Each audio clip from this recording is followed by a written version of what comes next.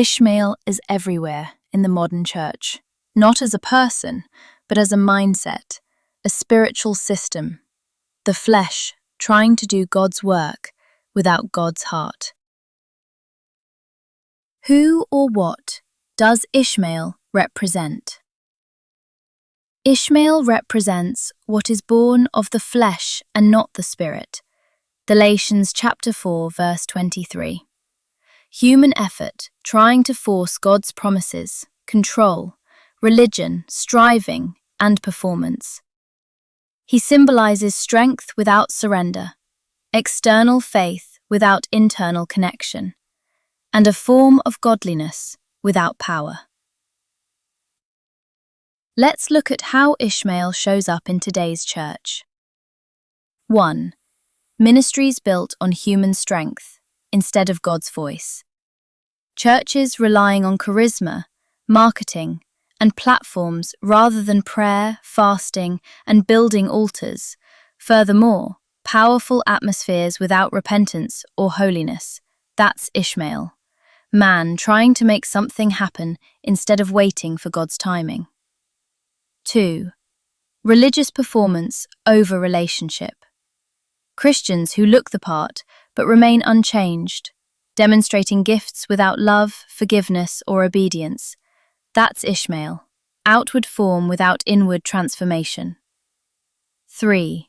Programs that replace power. Churches full of events and systems but lacking the presence of God. Training in service but not in intimacy with Jesus. That's Ishmael. Function without fire. 4. Preaching that caters to the soul, not the spirit. Feel-good messages that avoid the cross, promote comfort over conviction, and seek approval over truth. That's Ishmael. Man's message, not heaven's. 5. Leaders driven by insecurity and control. Leadership built on fear and identity in ministry, suppressing others to maintain control, and creating systems of dependence instead of discipleship. That's Ishmael.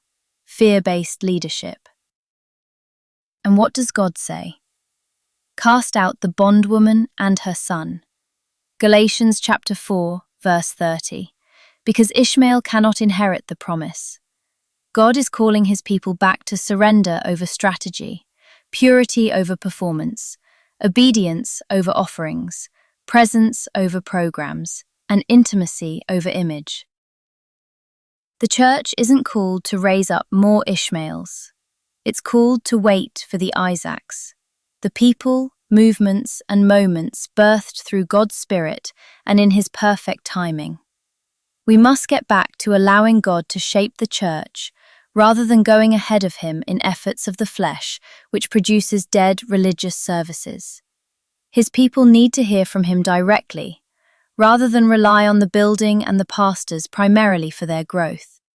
Ishmael must be cast out, and it will only happen by the power of God and submission to his perfect will.